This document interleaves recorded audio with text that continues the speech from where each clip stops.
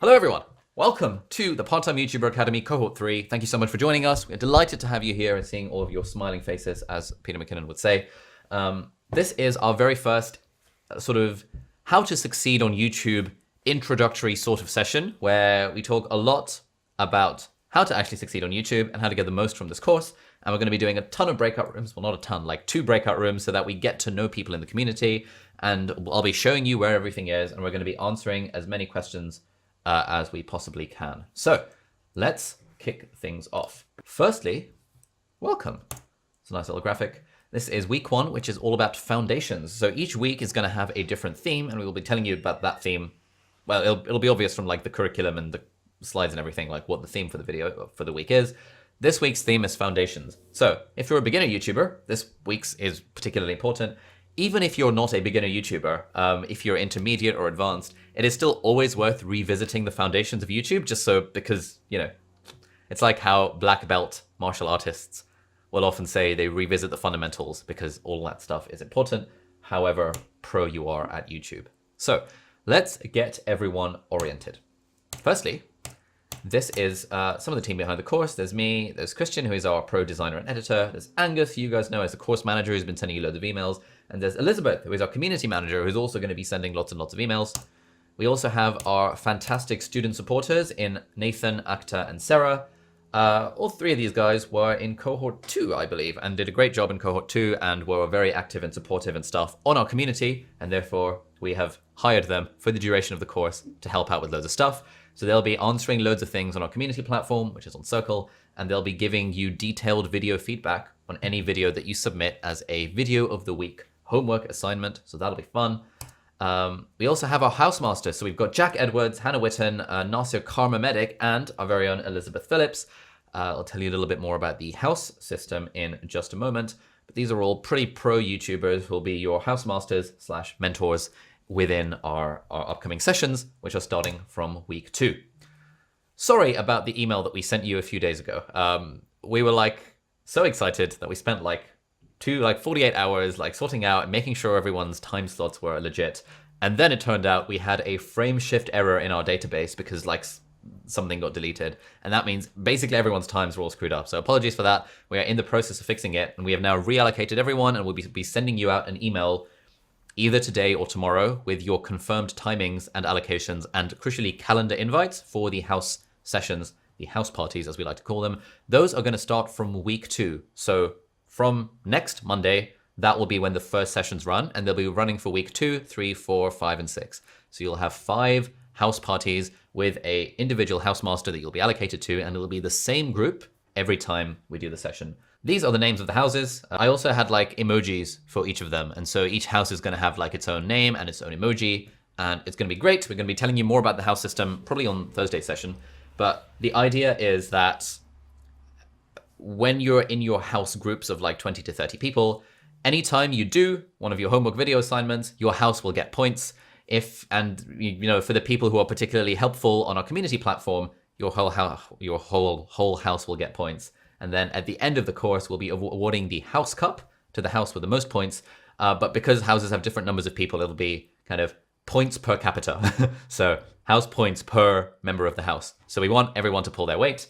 We want everyone to be making as many videos and kind of completing the assignments as much as possible, because then your whole house will benefit from it, and we'll give you a funky little prize to everyone in the house that wins at the end of it. And I will be taking points away from houses as I feel like.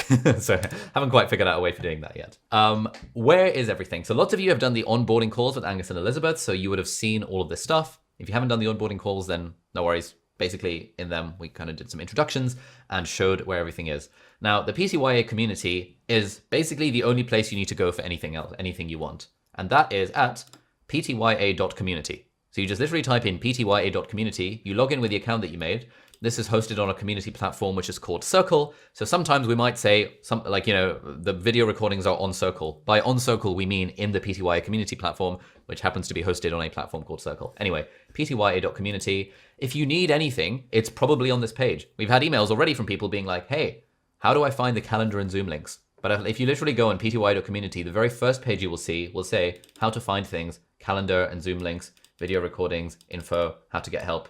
We have tried our very best to preempt any questions you guys might have. And so they'll all be over here in the Start Here section.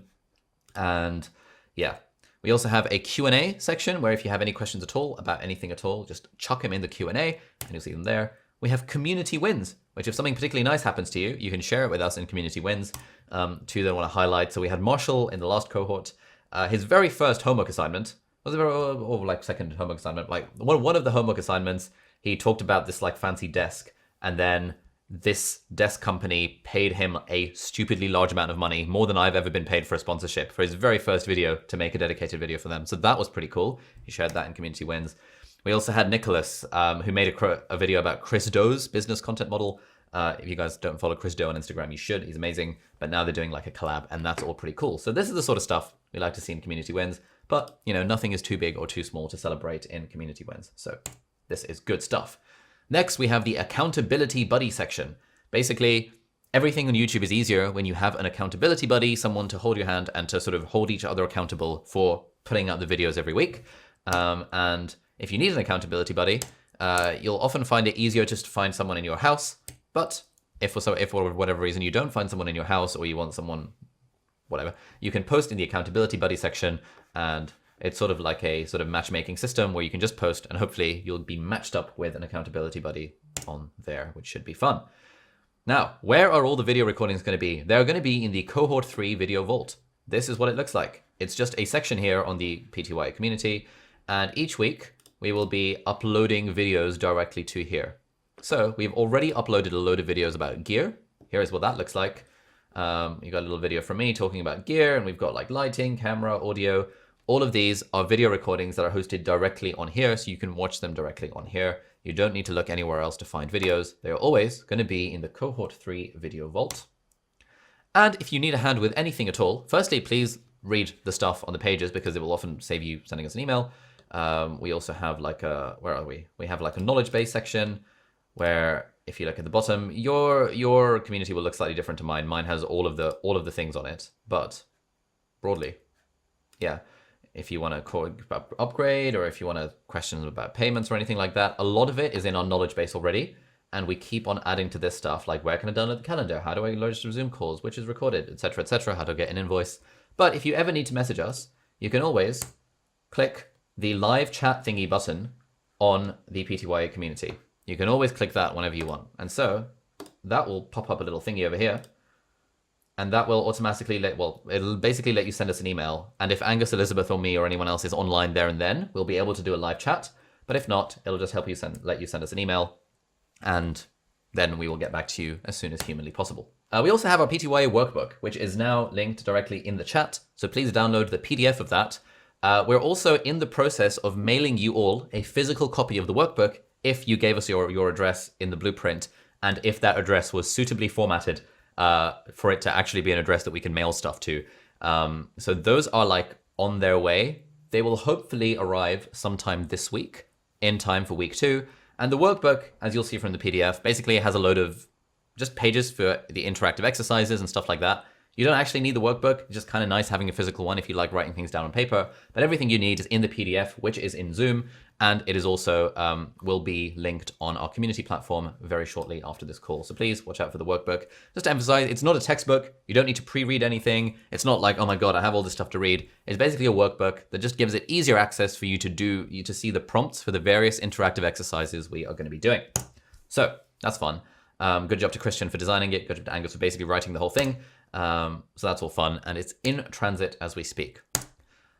In week 1, we're going to talk about how to succeed on YouTube, which is today's session. And on Thursday, we're talking about the ultimate guide to gear and your studio setup. These are the foundations. In week 2, we're talking about defining and refining our niche and generating endless content ideas. Week 3 is all about getting people to click on our videos in the first place and then keeping people engaged throughout our videos. That is absolutely crucially important.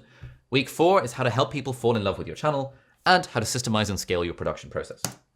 Week 5 is how to build an audience on multiple platforms and how to outsource your editing in particular and build your team around your content and your channel.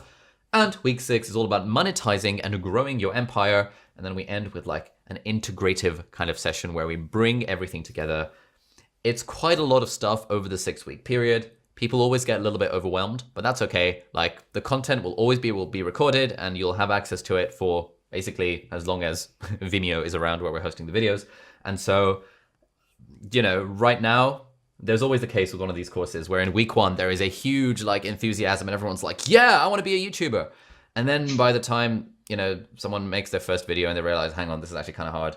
And then the second video rolls around and then real life gets in the way. And then it's like, the kids are being stupid and like, oh, something's happened at work and life's got in the way. I've missed video number 2. Then week 3 comes along and suddenly we're like overloading you with the content. And you think, oh, I still haven't done the homework because I'm in week 2. It's very easy to get overwhelmed by this sort of stuff. What I would encourage you is that basically don't worry about it. The content, to be honest, is not that important. The only thing we really care about is that you just make one video a week. Because success on YouTube, as we're going to talk about, is mostly a matter of consistency. And if you can just build a habit of making one video a week, then life becomes good. This is broadly the stuff that is happening. So we have live sessions on Mondays and Thursdays. That's the purple stuff. We have social clubs on Tuesdays and Fridays, and that accommodates different time zones. We have live office hour Q&A sessions on Wednesdays and Saturdays. And the lucky exec people have sessions with me on Thursdays and Sundays. 24/7, there are loads of people on the community on Circle. We've also got a load of guest workshops that we haven't added to this because the timings change each week, but that is on the calendar and it's also in the calendar and the Zoom link section on here. Calendar and Zoom links, nice and easy. Everything you need to do will be over here. Zoom links to all of the guest workshop. If you ever need a Zoom link for anything and for whatever reason you don't get the email and you haven't added stuff to your calendar, that's all right. You can always just bookmark this page and you will have a direct Zoom link, which is all good. And at some point in the next few days, you'll get calendar invites to your house parties. That will be just one session each week from week 2 to week 6, and you'll be meeting with the same people and the same house master each time. Next, we have Power Hour. Power Hour will not be on your calendar. I think we have a separate calendar for Power Hour, basically. But basically, every weekday at 8 o'clock BST and 2 p.m. BST, we're going to have a Power Hour. Basically, this is a 1-hour Zoom co-working group.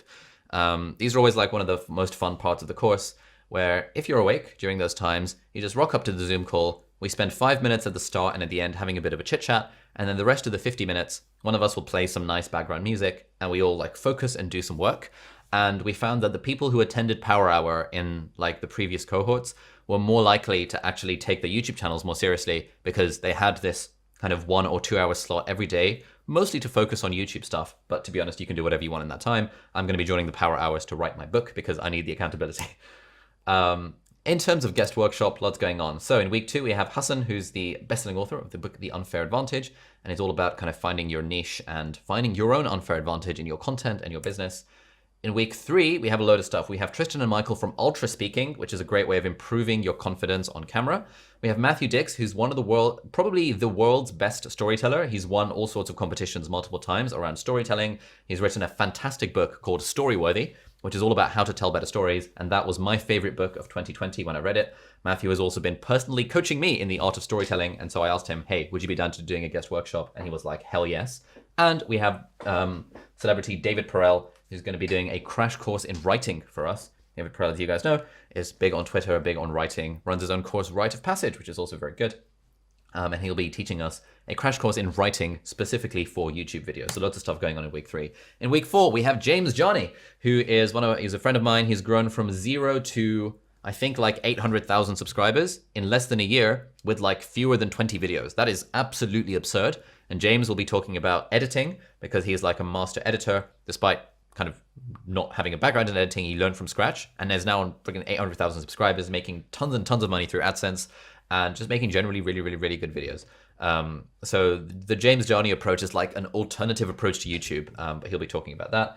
And we have Robbie Crabtree, who teaches the course Performative Speaking. Again, all about how to get better at speaking, more confident in being on camera, which is obviously a staple part of being a YouTuber.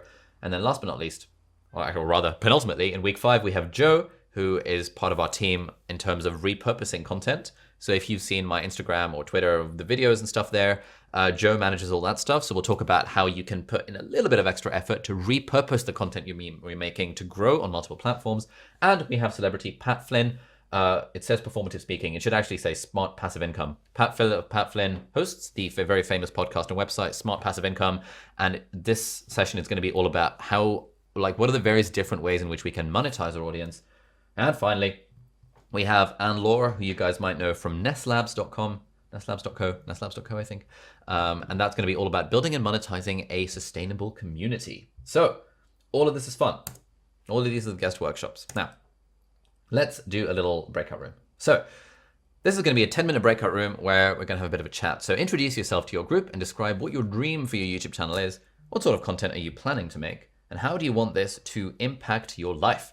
We will send out updates every 2 minutes so everyone gets a chance to speak. So Angus, can you take it away and set up the breakout rooms, please? That would be good. Okay, so welcome back. I've turned my volume down slightly. Apologies for shouting earlier. I just get very excited about YouTube and stuff in general, so this is fun. If you look on our community platform, you'll see we also have this community map thing, and it kind of shows if you've set your location on your PTYA community profile, it will add you to the community map. Now this is really cool because you can literally see where people live, which is in a non-weird way.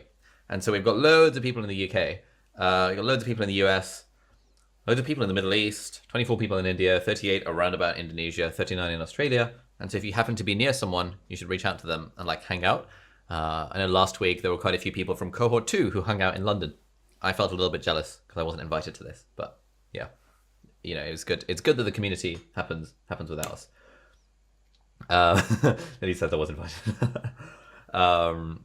Right. Thank you all for filling in the blueprint thing that you did.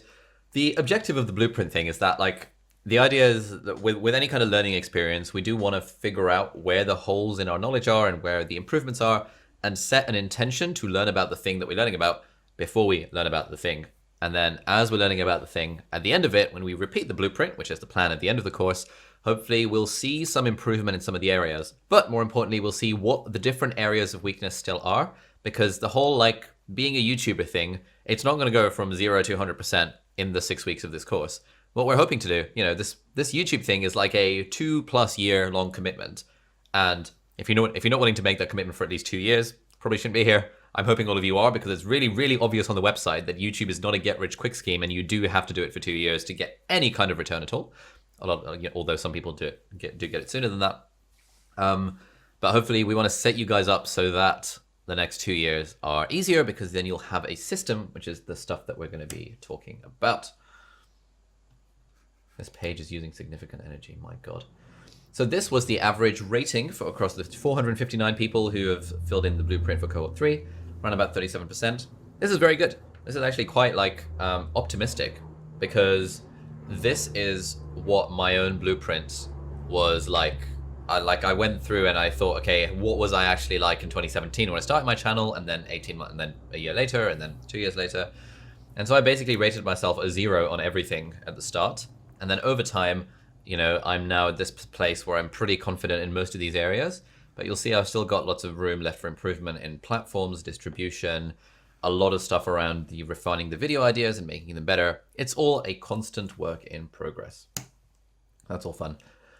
We asked, what's the focus of content on your YouTube channel? Loads of you guys are interested in productivity, development, in learning, in life, in helping, in personal stuff. That's kind of cool. And in the next session, we'll show you kind of what the subscriber count and number of videos thing is. But generally, the pattern that we've seen, which is true this time, the vast majority of people on this cohort are beginners with fewer than 10 videos. And then we have a small number of intermediate and advanced people. And we've done our best to put the intermediate and advanced people together in the house party sessions, so that beginners are hanging out with other beginners, and the advanced people are hanging out with the other advanced people. There's just not that many advanced people. So because we have such a spread of ability levels, the beginners are very likely to get overwhelmed. And again, I'm going to keep coming back to this point of overwhelm. It is totally normal. Doing YouTube is a hard thing. And if you get overwhelmed, don't worry about it. It's all good. Hopefully the house parties, the house support sessions, the Q&As, and all this, the community stuff will help with the potential feeling of overwhelm that you might get. Advanced people and intermediate people, I'm hoping you won't be overwhelmed, and I'm hoping the stuff in the course, you'll be able to just sort of plug and play into your stuff. Yeah. Lots of you have shared your reflections on the initiation blueprint in our community thingy, so that's really cool. You might like to browse through that if it's interesting. Let's talk about the homework video assignments. Now, these are by far the most important part of the course, by an absolute mile. So as I said at the start, really the only thing that we care about at the end of this course is that you've made one video a week for the next 6 weeks. That is like the only thing I care about. I could not care less if you've not watched any of the videos, if you've not attended any of the live sessions. I think it would be worth attending your house support sessions, your house parties, just because it's a smaller group and you've got access to like a pro YouTuber mentor. It would make sense if you can find the time to attend those. But really, everything else is kind of optional. The main thing that we're trying to get you to do, the transformation we're trying, is to get people to the point where you can comfortably make one video every week. And sort of the way that I see this, and I'll put this as a diagram for the next slide, for the next session, is that like broadly, in fact, I'm going to stop my screen share while I talk about this just because I want to see my own face. Broadly, there's like different stages along the journey of a YouTuber. There's the I have never made a video before in my life, and then to the end of it, which is like, you know, someone like Mr. Beast with 50 million subscribers. Now, along that journey, there are a few milestones, and we're all at different place on this milestone. I think the very first milestone is from 0 to 1. So I have not made a video to I have made a video. And lots of us are in that boat where if you haven't made a video, the thing you care about is I just need to make a video. Once you can make a video, and that's like an okay thing to do, the next landmark is I can make a video every week. Okay? So we're going from nothing to just making a video to making a video every week. And then the next one is I can make a good video every week. And that is basically all you need. If you can get from 0 to make a video every week to make a good video every week, you will, you know, then your life will completely change, right? Like, because basically that's all that I've done for the last 4 years. Started off from 0, learned how to make a video, learned how to make a video a week, learned how to hopefully make a good video a week. And all the rest of it is sort of just icing on the cake. The system, the monetization, the expansion, it all comes from this foundation of 0 video, 1 video a week, 1 good video a week. And at that point, you can start doing funny, funky things like scaling and distributing and outsourcing and editing and all that kind of stuff. But we're all at different places along that. And I say this now because given that we have a big spectrum of people among, like here on the course, if you are at the beginner end of the spectrum where you have not yet made a video, and you see some of the stuff we've got in week 4, 5, and 6 around like the 7 levels of repurposing and stuff, you're going to think, what the hell is going on? I struggle talking to a camera. I hate the sound of my own voice. Why is Ali telling me about the 7 levels of repurposing content, which is completely irrelevant to me? So like, what I'm just trying to say, and I'll keep on signaling this throughout, like, remember where you are in the process, and keep in mind, please, that this course that we've tried to put together is trying to be a lot of things to a lot of different people. Like the stuff, and we've broadly done it, so like the stuff in kind of week 5 and 6 will only really apply if you've already gotten that foundation of being able to make 1 video every week. We're hoping to get you to that point where you can make 1 video every week. But coming back to what I'm talking about with the homework assignments, the content in the course is kind of irrelevant. All that matters is you get to the point where you can make a video a week, and hopefully the course will help you make that video a week actually good.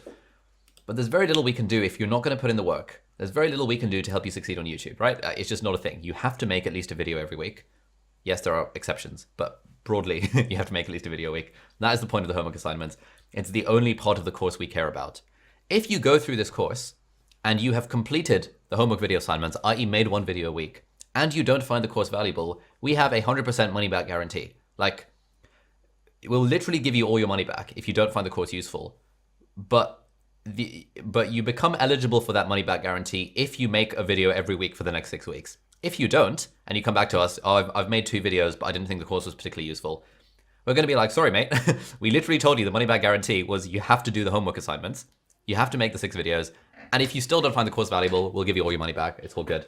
I'm saying this emphatically right now. Like, we often don't get people asking for their money back, and, you know, often like life gets in the way, and I get it. But I cannot underscore enough just how important it is just making 1 video a week. That is the only thing we care about. Please don't feel like, oh my God, I have to attend 4 hours of live sessions and 1 hour of house party and like the social clubs and spending 8 hours doing this stuff and not spending any time making the videos, because that's the only thing that matters. So let's go into a breakout room. And we'll do another one. We'll hopefully have smaller groups this time. What is your biggest challenge with creating videos? What are some reasons you might not end up doing this week's assignment or kind of the homework generally? And what are some ways that you can ensure you will do the 1 video a week? Well, again, that's all we care about, just 1 video a week. That's all it takes. If you're a pro, then you can worry about the system and stuff. But most of us are beginners. All beginners care about is 1 video a week. Go into breakout room for the next 10 minutes and have a bit of a chat. And hopefully we'll figure out ways that we can support one another to make the one video a week, which is, as I said, the only thing that we actually care about. So oh crap, let's go for it. Alrighty. Hello. Welcome back to the party, everyone. Would love to hear, hang on, let me turn the song off. This is a banger though, absolute banger. Shame we had to turn it off.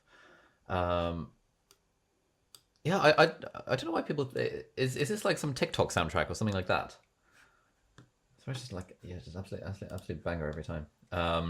Yeah, so curious to hear what sort of insights we got from the breakout room. What is our biggest challenge with creating videos? What are some reasons we might not end up doing the week's assignment? And what are some ways we'll ensure we'll get it done? We need to go talk about this playlist. The Stoic teacher. All right, mate. I'm going to take some house points away from you. Spotlight effect, perfectionism, overthinking, huge issue for everyone. Perfectionism, editing, accountability. Perfectionism, beginner's mind. Looking forward to the power hour. Editing takes bloody ages. Yeah, it does. Speaking to a camera, time management, tunnel vision, workflow. How to play music legally. Oh, okay. Procrastination, video hacks, scripting sucks, being always bad. Location and sound, getting comfortable with the camera. Okay, cool. So crucially, what are some ways that we can ensure we'll get it done? You have to carve out time, waking up early. 4:30 a.m. Bloody hell. Living life in 2 week sprints with SMART goals. Suck it up. Let's move on. Good stuff. Thanks everyone for sharing the chat. Oh, by the way, as a general thing, we save the Zoom chat transcript and then we put it up on the kind of video vault page. This is kind of handy because especially when we do things like idea generation and finding your niche and stuff like that, just by going through the video chat transcript, you'll get like tons and tons and tons of ideas just by default. So yeah, cool. Let's do a little bit of spiel. What it takes to succeed on YouTube. Let's see, right. What does it take to succeed on YouTube? Basically, a few hard truths. So the only way to grow on YouTube is to make videos that people want to watch. Notice that again. The only way to grow on YouTube is to make videos that people want to watch. I know I am big on the whole, if you've seen any of my stuff, I can give the impression that, guys, all you have to do is just make one video a week and your life will change. And I do stand by that. I genuinely think that if you just make one video a week and you do it for the next 2 years, then I can basically 100% guarantee that your life will completely change. I can't put any numbers on it. I can't tell you you're going to be at 10K or 100K subscribers or you'll be able to quit your job. But I just know that if you make one video every week for 2 years, your life will change completely. But having said that, the only way to actually grow on YouTube is to make videos that people want to watch. If you make videos that people don't want to watch, like if you take my advice super literally and you're like, you know what, I'm just going to make a video of my coffee every week for the next 2 years, obviously that's not going to work, right? You need to make videos that people want to watch. This is not easy. This is actually very hard. This is not like an easy thing that you guys have signed up for. You have to film and edit and write and storytell and brand and public speak. And like each of these activities alone could be a full-time job, and it is for a lot of people. And each of these activities alone could be its own like 3-year university degree.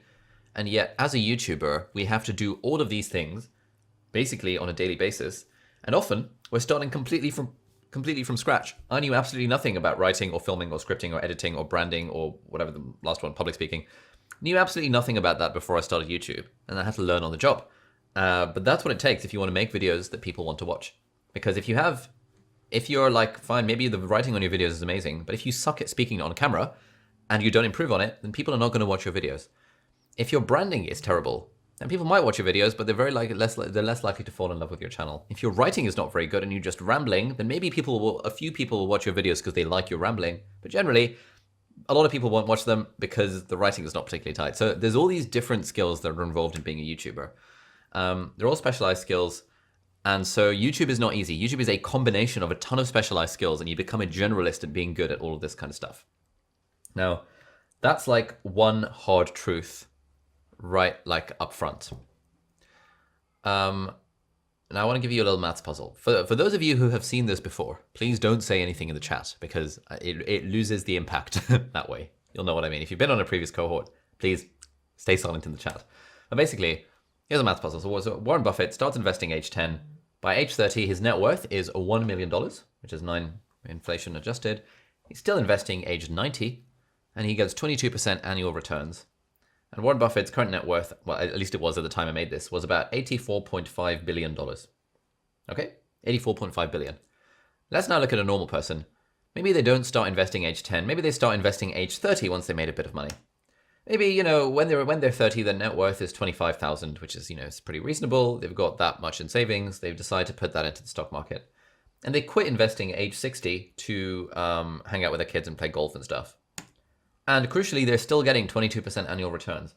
22% annual returns is like a ridiculously, ridiculously high level of returns. But so they're still getting that. Now the question is, what is their current net worth? So have a thing in the chat. Have a gander. Like just post a number.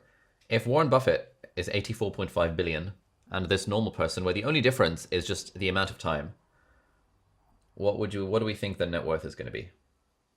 We've got some suggestions: 200k, 1 million, 150k, 4 bill, not much, 2 million, 700k, 84 billion, 1 million, 500k, 2.5 mil, 11 mil, 10 mil, 3 and 36 mil, 3 million, 1.6k. Not 84 billion, yes. 5 Dogecoin along. This person's current net worth would be 11.9 million. That's still a lot of money, but it's nowhere near 84.5 billion. And so the conclusion is here, 99.9% of Buffett's net worth is because he started early and he kept going. And that is like the power of consistency, the power of compounding.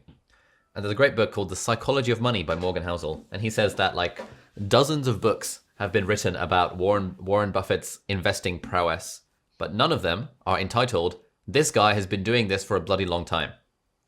But it's the fact that he's been doing it for a bloody long time that makes him one of the richest people in the world.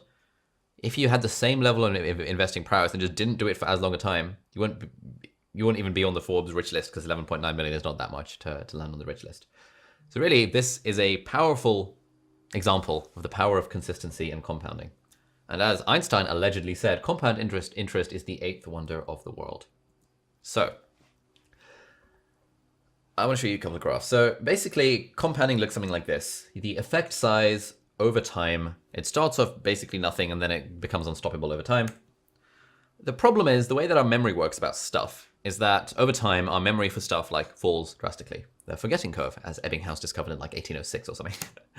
Now, if you put these graphs together, you end up with this like very annoying kind of graph whereby at the start, when you're at the start of your journey, you have a very powerful memory as to how hard everything is, and you are getting basically 0 results. Whereas when you're further along in your journey, like, you know, I'm probably here somewhere right now, when you're further along in your journey of being a YouTuber or anything else, you actually forget how hard and how much work it was at the start, and you can look at the past with rose-tinted glasses because you've forgotten the amount of effort it took. Yeah, at the start, 0 effect, and at the end, huge effect and no memory of what caused it. Now, the reason people give up with the YouTube thing is that they start the journey and they can't immediately see the effect from the cause, and so they give up and quit before they reach the point where the effect starts to compound. So this is like the people who start making YouTube videos and they do 1 video a week for a few weeks during the course. Week 4, week 5, they think, oh, you know, life's gotten in the way. I'm going to skip the video. Then they make one a month later and then they think, oh, we should really get back on this YouTube thing. Then they hear about the next cohort and they think, you know what? I'm a premium member. I'm going to sign up for the next cohort. They attend the first 2 weeks of stuff, make 1 video and decide, I don't know, real life's getting in the way. These are the people who are basically wasting their time because they're making videos, but they're not doing it consistently. And without consistency, there is nothing. And therefore, you might as well not even bother. That's probably too strong. You probably should bother and decide whether you like you want to do it or not. It kind of depends on what your goals are. But I'm quite strong in the, like, if you're not making a video every week for the next 2 years, in a way, there's not really much point in trying YouTube, again, depending on what your goals are. If you're a hobbyist, feel free to do what you like. But if you care about turning this into a sustainable business, money-making machine, any of this sort of stuff like I care about, you have to be putting in the consistency effort over time. And people who stick at it long enough to experience the compounding often forget the cause responsible for creating it. This makes their work appear effortless or lucky to themselves and to other people. And so the real message here is that it is a marathon rather than a sprint. We're in this for the long haul. This course can feel like a sprint. The content can feel overwhelming again, but that's fine. This is just the start of the journey, or in a lot of our cases, the middle of our journey, or maybe towards the end of our journey. But for most of us, it's the start of our journey, and it's the start of the marathon where we have to pace ourselves and recognize that the only thing we care about is making one video a week. Success does not happen overnight, unsurprisingly. This is one of my favorite videos on YouTube. You guys might know MKBHD. I think he's probably got more. He's got like 14 million subscribers, one of the most respected and biggest tech YouTubers in the world. This is one of my favorite videos. This is his 100th video. We're going to watch this.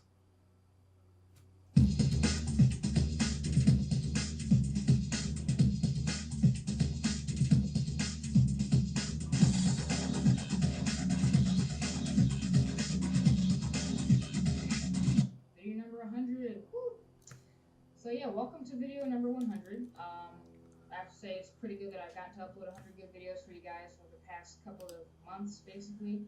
And so what I'm going to go into is that right now I'm going to check right now. Right now I have approximately 70-ish subscribers.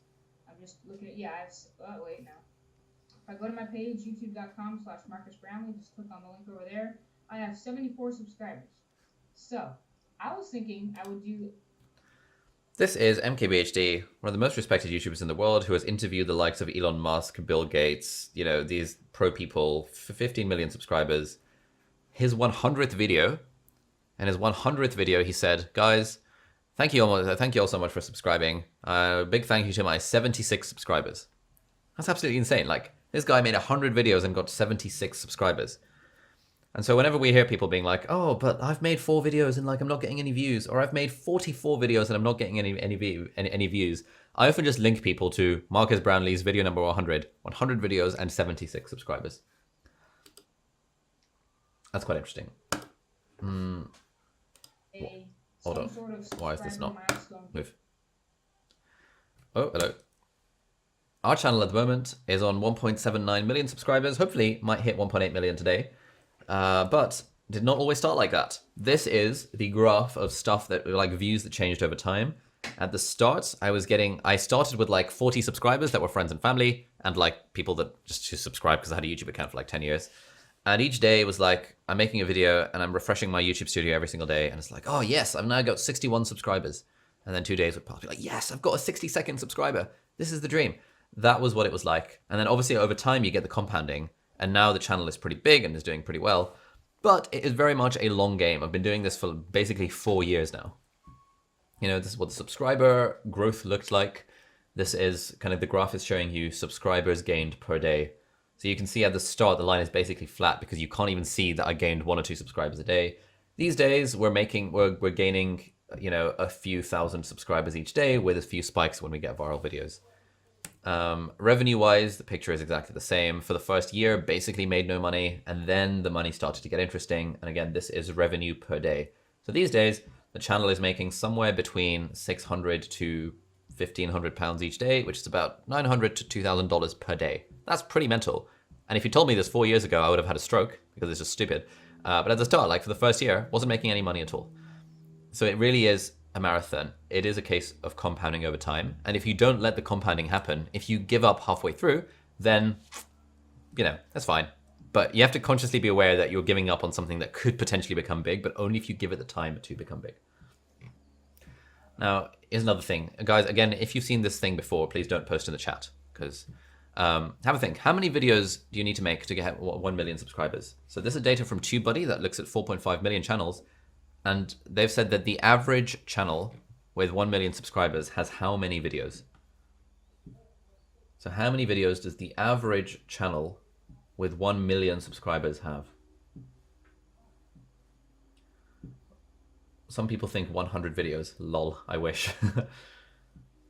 100,000 videos. Thankfully, it's not that quite that high. The average channel with 1 million subscribers has 3,873 videos. That's a lot of videos. What do you think the average channel between 100K to 1 million has? Post in the chat. Got some good suggestions? 1,171 videos. The average channel of 10K to 100K subscribers, that's around the time where you can make a full-time living off YouTube.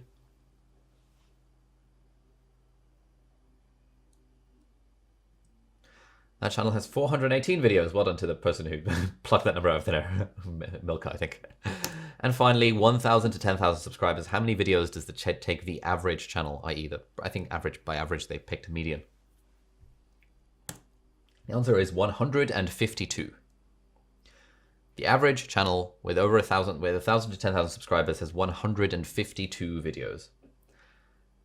This is always interesting and sobering, because if you're like most of us and you're a beginner here and you're stressing out about video number 1 or video number 2 and be like, oh, my voice sounds a bit shit, or oh, my microphone quality is pretty crap, or like, oh my God, I suck in front of a camera, and you're letting your disease of perfectionism get in the way of uploading video number 2, don't worry, you still have 150 more videos to go before you can be the average channel with 1,000 to 10,000 subscribers. It's a lot of videos. Like, no one gives a toss about video number 1 or 2 or 3 or 4 or 5 or 25 or even like 105. It really doesn't matter. The point is, often, like, you know, we did a guest workshop with TubeBuddy, you know, this like big Chrome extension that we'll talk about later. And we were asking them, like, you know, what's the biggest thing that holds people back from YouTube? And they were like, honestly, just not making enough videos. This is a quantity game. Yes, it's a quality game, but it is more a quantity game. You have to make the videos. But the good news is it's fun. It's all good. It's really fun. And the idea, you know, in an ideal world, we wouldn't be entering YouTube thinking, I need to grind it out. I need to like white knuckle and hustle hard. And then 3 years later, I'll be rich. Instead, it's more like, you know, let's take it easy. Let's treat this as a marathon and let's try and enjoy the journey. Because if we enjoy the journey, then productivity takes care of itself. And then making videos becomes fun rather than a chore. And if you treat making videos as a chore, you are never going to grow on YouTube because you're just not going to put in the reps to make enough videos. Our channel, so we hit 1,000 subscribers after 52 videos. So 4 years ago, it took me 52 videos and 6 months to hit 1,000 subscribers. I was making 2 videos every week. So that was 52 videos to hit 1,000 subscribers. We've had people who've hit 1,000 subscribers after like 4 videos in cohort 1 and 2. I know we've had people who've hit 1,000 subscribers after like 13 videos. And when we have our community events, people are always like, oh, you know, I've made like 14 videos and I just feel like my channel's not growing. And they're on like 1,200 subscribers. And I'm like, guys, it took me 52 videos and 6 months to get to freaking 1,000 subscribers. Like, please pipe down because unless you've made 52 videos, you cannot complain that your channel is not growing fast enough. Get to 52 videos and then I will listen to your complaints that, oh my God, my channel's not growing. Generally, it's the people with like 10 to 20 videos who've hit 1,000 subscribers, channel is growing objectively really well, but they have an unrealistic expectation. They see a channel like mine 4 years down the line, and they see, oh my God, Ali's getting 200,000 views in a random ass video where he just sits there and makes a cup of tea. I wish I could do that. That doesn't happen overnight. That literally takes 4 years, 52 videos, 1,000 subscribers. So I think, yeah. It took us 92 videos to hit 10K and 143 videos to hit 100K. 144 to 287 between 100K to 1 million. And now I think we're on like 350, 360 something videos. That's a lot of videos.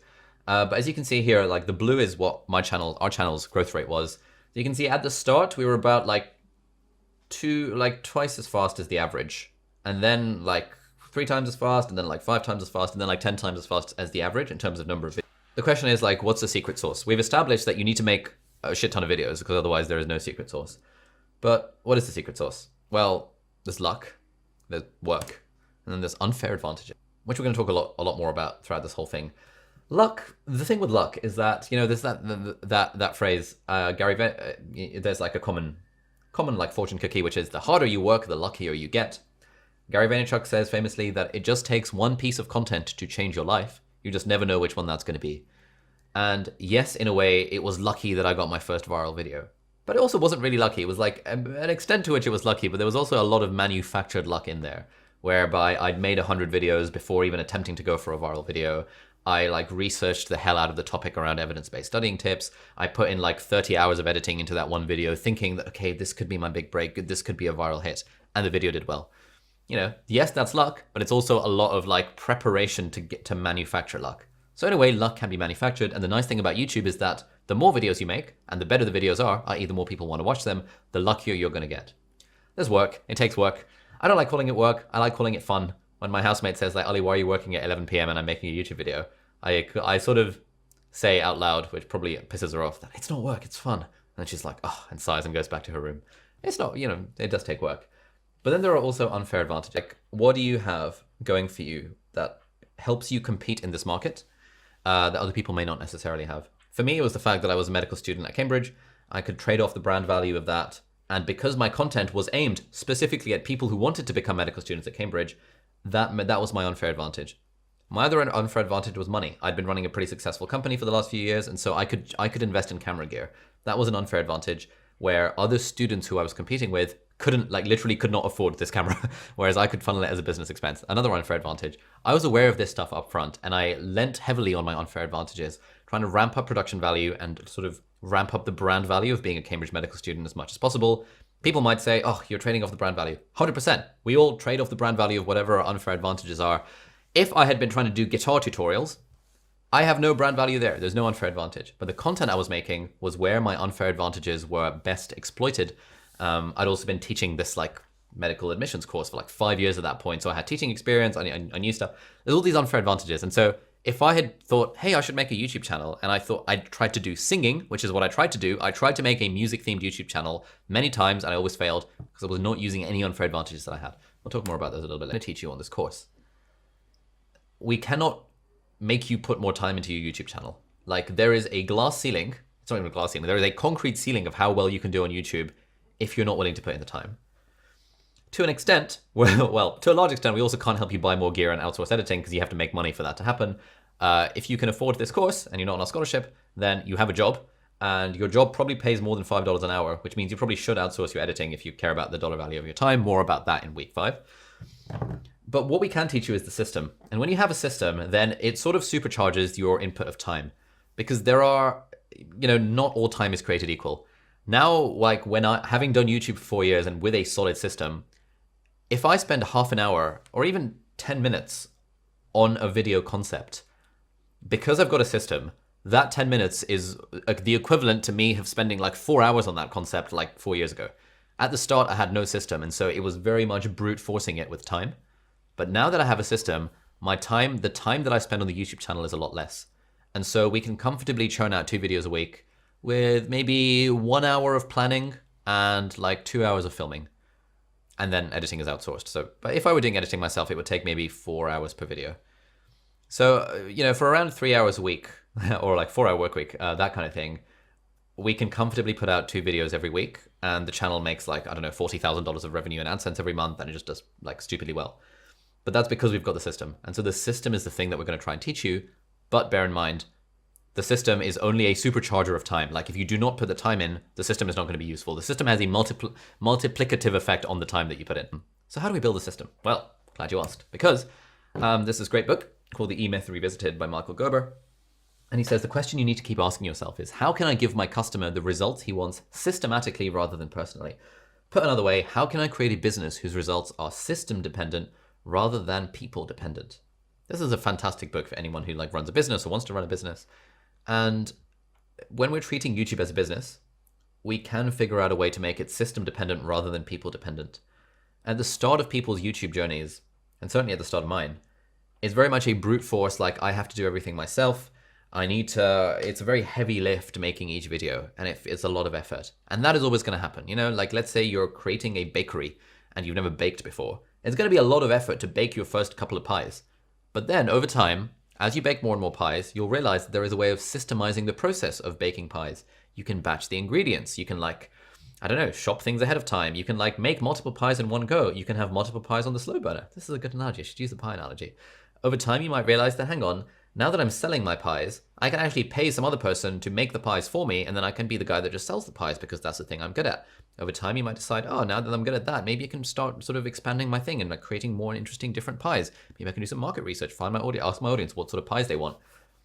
But the point is, you don't grow unless you systemize the production, the pie cooking production process.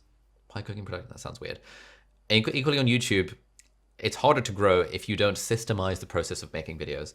And the point of this whole course is to teach you that system that we use for our stuff. And hopefully, given that, we're all hopefully, fingers crossed, going to put in the time, we can supercharge and multiply the effect of that time by creating the system. This is a good analogy. I need to write this down. So what is the system? Well, what we're hoping is that before you have a system, it feels like a tidal wave, heavy lift, absolute nightmare every time you need to make a video. This is probably the place that a lot of you are in if you're beginners. And after you create the system, you have like this Zen thing of like 2 videos a week, easy. I could do that in my sleep. Give me more stuff to do. Hopefully that's the point we're going to get to. It's probably not going to happen over the 6 weeks, I'll be honest. Like the system takes constant refinement and it takes effort, it takes time, blah, blah, blah. But over time, we're hoping we can set you up foundationally to build a system that makes you go into this Zen state. Platform-wise, the one that we use is Notion. This is like our home base. Like we'll talk much more about this, but to be honest, it's not really about the platform. It's not about the platform in the slightest. It is far more about the mindset and the system behind the platform. And then the platform, like Notion or Roam or Evernote or Obsidian or whatever the hell you want to use, the platform just facilitates the system. Notion is going to be the thing that we use for all of our examples, but it translates to anything else that you want to do. Now, here is what the system broadly breaks into. It is 6 areas, and this is like our curriculum. So there's the foundation stuff, which is refining your niche, building your studio, and getting confident on camera. There's different levels, finding your niche, your target audience, your production value. Then we've got the conceive stuff, like coming up with ideas. And we're going to teach you our idea generation machine next week. Next, we've got different ways of constructing videos, like titles, thumbnails, and like different ways of structuring a video. Again, we're going to teach you that in week 3. Then we have like all this fancy stuff around creating stuff with parallel processing, scheduling, and distributing, using a content calendar and using Kanban boards and using batching. Repurposing we'll teach you in week 4 and 5.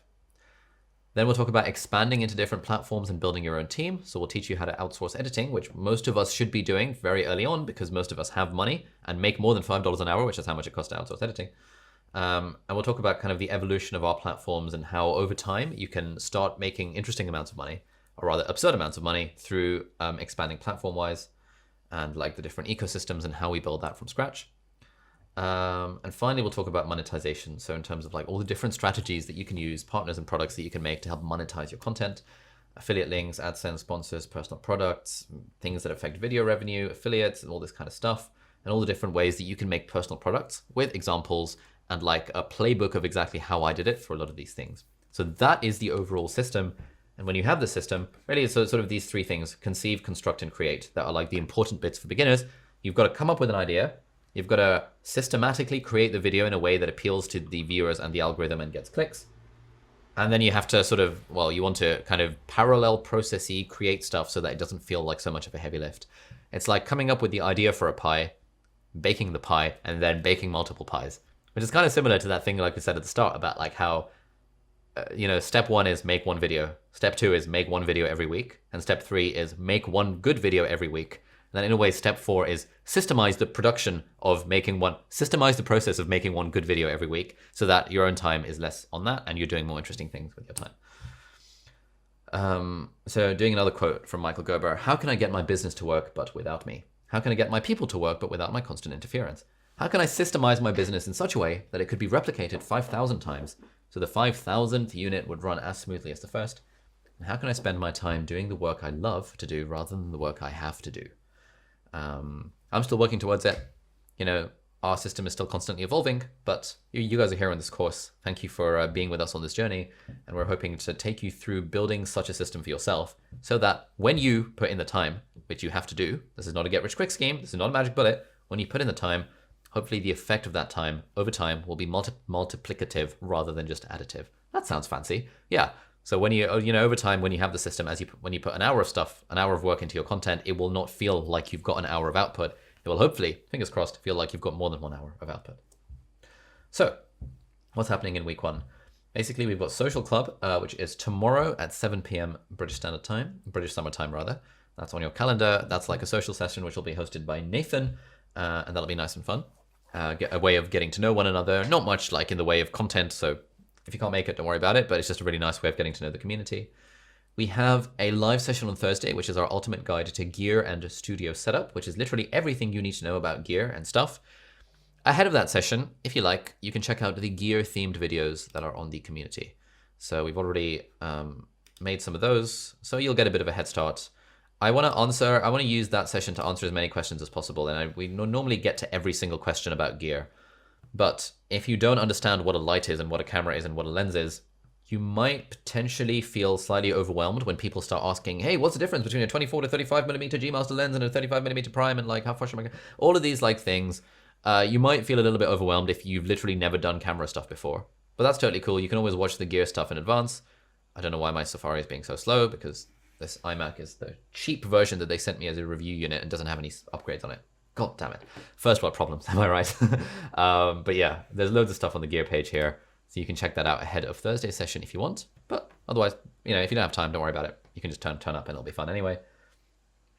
Then on Friday, we have another social club, which is at 9 o'clock in the morning, British Standard Time, British Summer Time, which should be more legit for people on the east side of the world. And on Saturday the 12th, we'll have a office hours Q&A. So by office hour, I've only recently realized office hours is a term that a lot of people don't understand. It's like a very American thing. Basically, open-ended question and answer, rock up and have whatever question you want answered. That's the vibe on Saturday. Very much an optional session. Yes, the slides will be available for people asking. And then we have a PTYA community event, which is open to all of the alumni, so not just cohort 3. That will be how to go viral on YouTube and change your life, where Marshall and Cora will be giving a bit of a chat. You'll also find that on your calendar, which should be fun. Now let's talk about this week's homework assignment. This week's video of the week is called My Favorite Things. So basically, we got a picture over here because the thing with like content is that it's very easy to make like curated content rather than created content. And making a video about something that you like is very easy to do because you don't have to create anything. You're just acting as like a curator.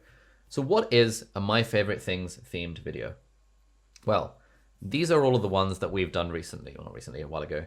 What's on my iPhone? It talks about my favorite things. Kindle Oasis review, book summary, the book that changed my relationship with money, house doses that made me happier, the 5 apps that changed my life, what really motivates us, the perfect note-taking app, the happiness advantage, the secret to success, all of these are videos that we've done. Basically, like 1 in 3 of my videos that we do are like videos where I'm not really creating anything. I'm just talking about something that I like, whether it's iPhone apps or a book or a podcast or a blog or like a fragrance or whatever. I don't talk about fragrances. That's like a friend of mine who was in cohort 1. And so, you know, it's very easy to make a video talking about something that you like. I had a whole series about this at one point, monthly favorites, which was pretty solid. And so this week's assignment is as follows. Film, edit, and publish a video in which you talk about your experience with a single favorite thing. It could be anything, an app, a podcast, a book, a movie, a documentary, a physical item, a piece of clothing, a concept, a quote, a type of cuisine, a piece of tech, anything. You can be as imaginative as you want, or keep it simple for the first video. Publish your video to your YouTube channel and link it as a new post in the assignment #1 space in the PTYA community. That is how you submit assignments, by the way. We have a fancy ass way of scraping the community so that whenever there is a new post, our team gets notified of it, and one of us on our team will give you some very, very, very detailed feedback on your video. And so we want you to post it on the community platform on Circle once you've made the video, and you'll get some solid feedback. And feel free to give feedback and receive feedback from other people as well. We'll be giving you a whole spiel about it, but you know, you can always watch other people's videos, give them feedback. It's always a great way to learn. So this is the first homework. How long should the first video be? It doesn't matter. You can literally do like for example, if I was doing this and it was my first video, I would literally just take out my iPhone. I would probably just do it vertically, not even horizontally, just because it's easier. And I would have my iPhone filming in front of me, and I would be saying something like, hey guys, welcome back to the channel. In this video, I want to talk to you about this new perfume that I got the other day from Floral Street, and it's called Electric Rhubarb.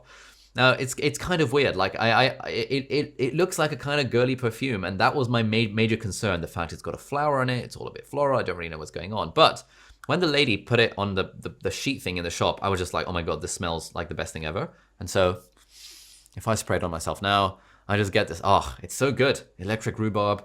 It smells nice. My housemate, I smelt my neck about it the other day in a non-weird way, and she was like, oh, this smells really good. This is my favorite perfume. I'll put a link in the video description. Thank you so much for watching, guys. Please make sure to subscribe to my channel to see more shit like this. Thanks for watching, and see you later. Bye-bye. That's literally my video. It took me 1 minute to literally just go pick up something and talk about it for a little bit. That is like the low effort, the easy way of doing this sort of assignment. And really, again, we want to be optimizing for actually doing it. In cohort 1, I think we had about 60% of people who did the first homework. In cohort 2, we had about 70% of people who did the first homework. That's pretty baffling to me, not gonna lie. Like, you guys have paid between $1,500 and $5,000 to attend this course. It would be like me paying $1,500 to $5,000 to attend a, I don't know, 6-pack abs bootcamp. And I refuse to do the very first exercises where they ask me to do 20 crunches or something. It's just dumb. Like, fine, I get it if life gets in the way, but a lot of time people will be like, oh my God, I don't want to make this because it's not going to be perfect enough. And like, oh, I really want video number 1 on my channel to be an absolute banger. There is zero chance for video number 1 on your channel to be an absolute banger. It's going to be absolutely crap. So you might as well embrace that crapness. If you can have a look at my very first vlog where I said, guys, I know that my first 50 videos are going to be absolutely terrible. So I'm just going to try and make those 50 videos as soon as possible so I can actually start getting good at the thing. Basically, pick whatever you want and make a video talking about your favorite thing. Feel free to put as much or as little effort into it as you like. The point is, we're just building up the habit. And if you're an intermediate or advanced YouTuber, and this does not quite gel with your content strategy, it's all totally cool. Basically, we just want you to make one video this week about anything you want, but this is a prompt in case you want the prompt. So that's it. This is the workbook. It's going to be linked in the chat as well. Feel free to download the PDF of it, and we'll be mailing you a physical copy, hopefully in the next week or 2, fingers crossed. The next session is the ultimate guide to gear and setup, and now we've got 20 minutes for a Q&A. So yeah, let's answer some questions. Jasmine says, I can't see the assignment section. Angus, have we made the assignment section public? There will be an assignment section that will be made public this evening also. Will we cover how to do or when to do our 2 channels? Basically, don't have 2 channels unless you have 100,000 subscribers. That's the advice that I got. Does posting our homework vids affect our YouTube ratings in a negative way? Okay.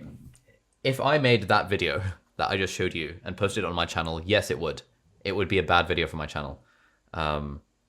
But obviously I wouldn't do that. Like if I was doing this course and I had a strategy already and so on, then I'd be making a video and actually putting effort into it because at this point I'm already good at making videos.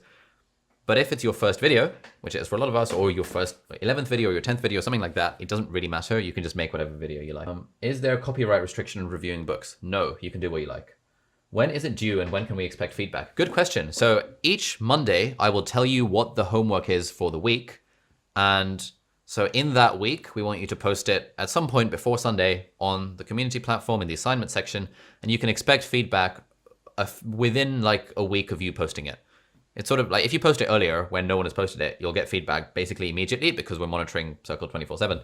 But if you post it if 500 people post it on the Sunday night, it'll probably take us a week to actually give everyone feedback. So basically feedback within 7 days of posting the homework assignment on the community platform, hopefully sooner than that.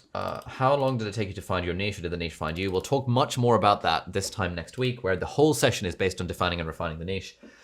It's complicated. We'll talk much more about it. There's very little I can say right now that's like a useful soundbite answer. How many times do you think about giving up? Never. Should we keep our first videos online forever or take them offline at a certain point? It's up to you. It doesn't really make much difference taking a video offline. But if you care about your feed aesthetic, like let's say your homework videos is like really, really, really bad. And then like 4 months down the line, you've stumbled on a nice niche and you've got decent production value. Feel free to unlist or private the old videos because at that point, they're not really adding anything to your channel. Fine. What are your thoughts on business brand name versus personal name for a channel? Good question. It depends on your goals. Generally, I would say personal name. Unless specifically you are trying to drive traffic towards a business and therefore you want a YouTube channel for that business, that is unlikely. Most people are not in that position. Generally, I would err towards a personal name for a channel. What about reviewing music?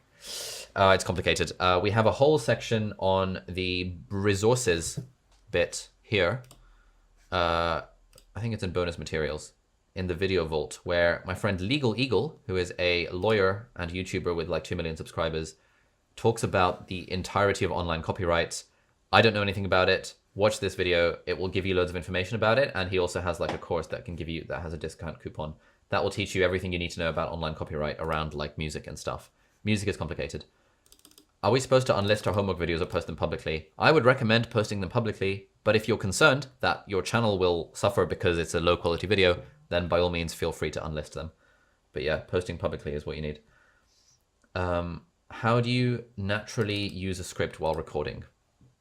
I personally don't. I just use bullet points, but you might find it useful to use a teleprompter if you're that sort of person. That is also a whole long thesis that I can't really answer in a soundbite. And so we'll be talking a lot more about how to script stuff and how to read from a script and how to not read from a script in a future session. But yeah, basically I like using bullet points So I look at a bullet point and then I say the thing. I look at the bullet point, I say the thing, because I can riff off of most things based on bullet points.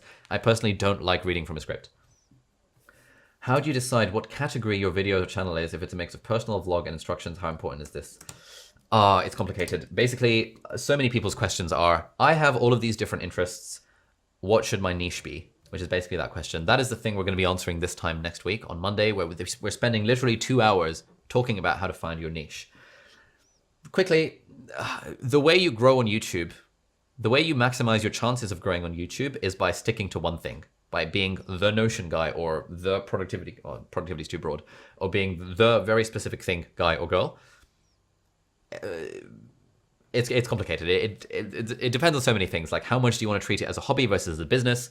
If you had a business and you say, if you were to say, hey, I've got an idea for a business, but I want to sell a few groceries and I want to sell a few like clothing wear and I want to sell some cameras and I want to sell some iMacs because these are all the things I'm interested in. People would be like, mate, what the hell are you trying to do? Like, why are you trying to sell everything? And you'd be like, oh, but it's the stuff I'm interested in. So surely someone should come to my shop and buy one of the things I'm interested in. If you wanted a hobby shop and you didn't really care about growing particularly and you want to do a car boot sale, that's fine. You can sell whatever the hell you want. But if you actually care about creating a business, you wouldn't be selling a random bit of everything. You wouldn't be doing a bit of vlog, a bit of productivity, a bit of coffee, a bit of what's in my bag, a bit of this, a bit of that. At least at the start, you would be more targeted if you care about treating it like a business. So we'll talk much more about that next week. People don't like to hear that. People will, the thing people would like to hear is, you know what? Just be yourself. You do you. There is an audience out there for everyone. Whatever you do, whatever resonates with you, whatever you enjoy, that should be the thing you make videos about. It's like, yes, okay, but apply that same concept to a business or to a software startup, and it's not really going to work. So it depends how much you want to treat YouTube like a business. Cool. Multiple languages. Thoughts on posting videos in multiple languages on one channel? No go or doesn't matter? Separate channels for separate languages. Unless you are posting in a language where the people who speak that language in your target audience will also speak the other language. For example, I know lots of channels that post in Urdu, but also have some English-themed content because broadly, middle to upper class Urdu speakers in Pakistan will also speak English. Then they combine. But generally, if you're making videos in Spanish and videos in English, your viewers will not stick around for both. So you want to split up the channels in that context. That's a very niche thing though. At what point is it wise to change what your videos are about? Like, can I start with unfair advantage and some point change course? Yes, your niche can always evolve or change over time. Much more on niche next week. But yeah, you can always change. I started out talking about medical school admissions. I moved on to talking about studying. I haven't talked about medical school admissions or studying in the last like 2 years. Like, you know, the content can evolve, but the idea is that you slowly want to move to different niches over time. Are you going to able to review our videos if they're in Spanish? Sadly not. We won't understand the content of the videos if they're in Spanish. And so we can comment on production value and stuff, but there's very little we can comment on if the video is actually in Spanish. Unless someone on our team speaks Spanish, I don't think they do. Angus wants to learn Spanish. So maybe Angus can like try and comment on your video. Did you make an introduction video? Hi, I'm Ali, welcome to my channel. I talk about XYZ. Not really. I sort of made a video called Why I'm Starting a Vlog, which was a video I made to my like 34 subscribers at the time. My name is Ali, and this is my first and filmed it on my phone in July of 2017. You don't really need an introduction video. A bit overrated, I think. Thoughts on adding background music on these early videos? It's a good idea. Background music always adds to the value of a video. The service we use is Epidemic Sound. Here is an affiliate link in the video description if you want it. We always have a little bit of background music in every video. I think it's always. And which part of the YouTube process did you have the steepest learning curve? Probably editing. Like editing is like a technical skill and it's like quite hard to do quickly and efficiently. And so there's quite a steep learning curve to that. I was always pretty confident with speaking, like I'd been teaching for a long time and I feel like I'm pretty okay at teaching. So that sort of translated to the camera, but editing in particular was one thing I had to learn completely from scratch. Okay, for older inactive channels with subscribers, does inactivity hurt the channel or can it instantly revive with consistent posting? Honestly, if you've got 400 subscribers from 10 years ago, I would just start a new channel. It's like, yeah, it's not really worth hanging on to those 400 subscribers. Can we make short clips to start with, increase the length as we go along? Yeah, absolutely. You can do whatever you like. Generally, on YouTube, this has so many exceptions. Basically, do whatever you like. You can make videos that are 1 minute long, 30 seconds long, 2 minutes long. I couldn't care less. As long as you're getting in the habit of making a video every week, that's the only thing that matters. And you also want to think about like, right now, if you're a beginner, and it's probably a beginner I was asking that question. If you're a beginner, you only want to think about yourself. You just want to think, selfishly, how can I make it as easy as possible for me to create videos and get into the habit? But to actually grow on YouTube, you need to switch from a me mindset to a audience mindset. Like, what would the audience want? How can I best serve the audience? And if the audience is best served with short videos, then make short videos. If the audience is best served with longer videos, then make longer videos. But right now, if you're a beginner, whatever makes it easy for you to upload the videos, I don't really care how long they are. But obviously, if you make like a 5-second video, you're going to learn less from that than if you make a 5-minute video, for example. How do we create a story from a thing we like? We're talking a lot more about that in week 3. And we also have like 2 guest workshops focused on exactly that thing. But TLDR, read the book Storyworthy by Matthew Dix. I love it. My favorite book of 2020. What's the ideal length of videos that YouTube is promoting for beginners? It doesn't really work like that. There is no such thing as an ideal length of videos. A video needs to be as long as it needs to be and no longer. Or as short as it needs to be, but no shorter. That's like saying, what's the ideal length of blog post that Google is promoting? In fact, no, it's not really like saying that, because you can probably say that 1900 words is about the ideal length of a blog post. There is no right answer to this question. There is no right answer that would be useful. And recommendations on YouTube Shorts. Next week's homework assignment will be to create a YouTube short. That is not this week's assignment. This week's assignment is to make a proper video, i.e. not a short. Basically talking about your favorite thing. Be honest, can anyone succeed on YouTube? Honestly, if they put in the work, I see no world in which anyone can't succeed on YouTube. It also depends on what you mean by succeed. Like, what's your metric for that? Can anyone hit 1 million subscribers? Probably not. With enough work, anyone probably could. But again, it depends what your metric for success is.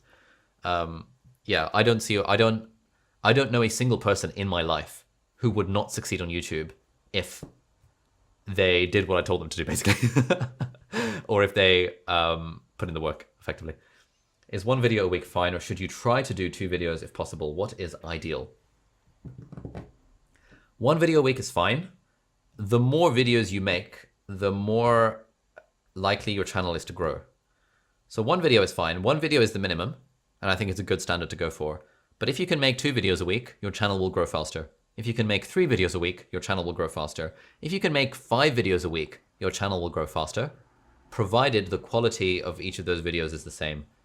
So 1 good video a week is better than 5 crap videos a week, but 5 good videos a week is better than 3 good videos a week, for example.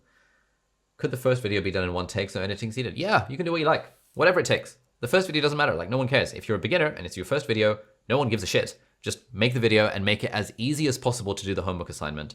If you're a beginner and you're a beginner who's asked that question, the thing that will hold you back is perfectionism. And the thing that you're not going to get out of this course is you're going to stop. You're just not going to publish the videos.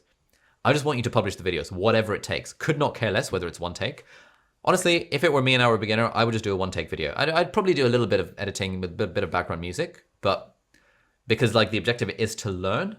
But if I was struggling with editing or struggling with background music, literally single take, 1 take, no cuts, it's all fine. No one cares. It's all hunky-dory. If 2 of you are using a channel, should you use names or a brand? I still think, like, A and B, Tom and Jane, or Harry and Ron. That would be how I name it, but it kind of depends on what vibe you want to go for. Is getting famous guests on a good way of increasing subscribers? No. Yeah, no. Is there content overloading on a YouTube channel? Not really. It's quite hard to content overload a YouTube channel. We're far more likely, like, as long as the videos are good, and by good I mean people want to click on them and people want to watch them, there is no such thing as content overload on a YouTube channel. We were speaking to someone called Evan Carmichael the other day, who puts out, I think, like 10 videos a day on one of his channels, and he was saying until you're at that point of 10 videos a day, you don't need to worry about content saturation and content overload. Is it best to steer clear of personal development as a subject, as it's so broad?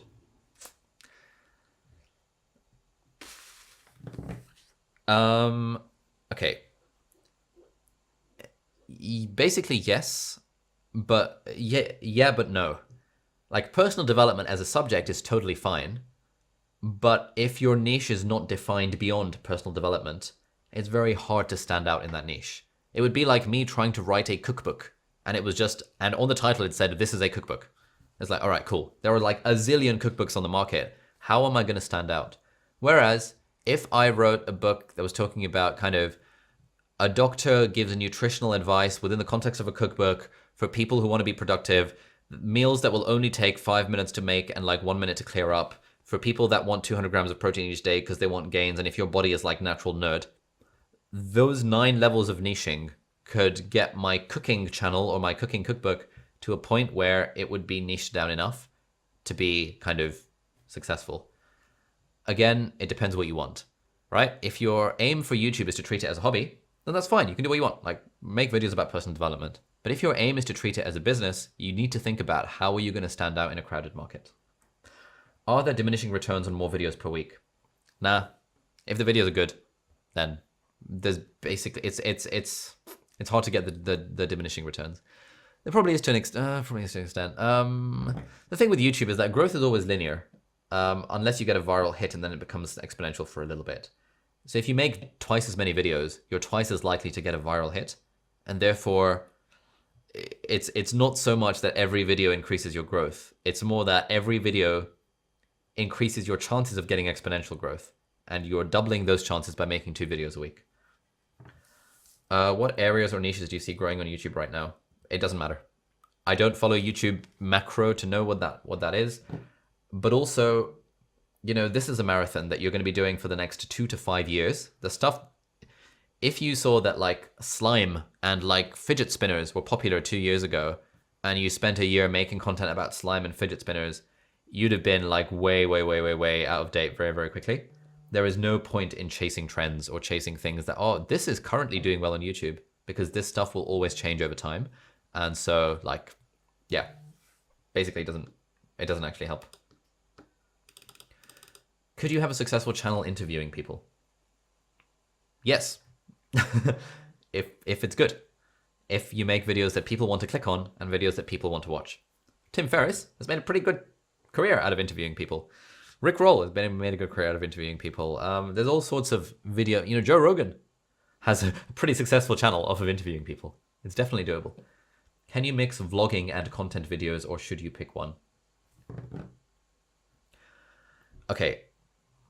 The thing with vlogs is that vlogs are generally community content, i.e. they are content for your existing fans. Generally, when you say content videos, you mean like educational videos, and educational videos can help attract new people to you. It is very rare to be so interesting in your vlog that people who don't subscribe to you will want to subscribe to you. But it's a lot more common to be so educational in your content that people who don't subscribe to you want to subscribe to you. So vlogs and like, hey guys, this is what I'm doing in my day. If they gel with the sort of people if they gel with your target audience, again, we're going to talk much more about this next week. If vlogs gel with your target audience, then vlogs make sense, especially if you have fun, especially if you want people to know you as a person. But vlogs in themselves generally are not a way of growing an audience, unless the vlogs are so good that they stand out. I'm thinking Casey Neistat back in the day. I'm thinking Jon Olsen. Unless the vlogs are such a high standard that people just want to follow the lifestyle stuff, it's quite hard to grow with vlogs, I think. Is there any such thing as having a niche that is too saturated? If your niche is too saturated, then you're not niched down enough. It would be like me saying I want to make a cooking channel. People would be like, oh, but cooking channels are saturated. Well, like, yes, they are. But cooking for nerds who want to get henge, who care about productivity, who want to make meals in 5 minutes or less, that is not saturated. In fact, I don't know a single channel doing that. So if I were to start a cooking channel and do that, that's not saturated anymore. Whereas if I were to start a cooking channel, it would be saturated. You see what I mean? What did you spend far too much time worrying about in the beginning of YouTube? I didn't spend a lot of time worrying about things because I really had in my mind that my first 100 videos are going to be absolute shite, and therefore I need to just make 100 videos as soon as possible. The thing I spent too little time thinking about was titles and thumbnails. I undervalued the impact of titles and thumbnails. And my channel would have certainly grown faster if I'd thought about them more seriously. And that's what most YouTubers actually say. Like, basically, I've asked this question to all my YouTuber friends, like, what would you do differently if you had your time again? And 100% of them say, I would think harder about titles and thumbnails. But we'll talk more about that in week 2. What made you start a YouTube channel? I saw a business opportunity. I had a business. I knew I could drive leads to that business by making educational content on YouTube. And then as I started doing that and saw that it was fun, I saw that there was a gap in the market for someone to vlog life as a medical student and as a doctor. And so I thought, you know what? This seems like a good opportunity. Let's give it a go. Let's take it seriously for at least 2 years and let's see if something good happens. And yeah, best decision I've ever made in my life. And here we are today. So a nice place to end it. Hope you guys found this session useful. Always keen to hear feedback and stuff in the chat, and we'll put like some, you can always email us if you have any feedback about anything. We'll try and sort out the breakout rooms for next time. Hope you guys found this session useful. As a reminder, the homework assignment is just make a video and post it on our community platform. If you need a prompt for the video, the prompt is my favorite things, wherever it is. Where did I go? Here we go. This is the prompt, my favorite things. Talk about your experience with a single favorite thing. And our team and me and Angus and Elizabeth and stuff will be looking over those and giving you lots of detailed feedback. If you have any more questions, stick them in the Q&A section on community platform and Circle, and one of us will get back to you. Or if you want to email us about a personal thing, just email us, support@aliabdaal.com, or use the live chat feature on the community. Thanks for joining. Enjoy WWDC, and we'll see you guys later. Bye-bye.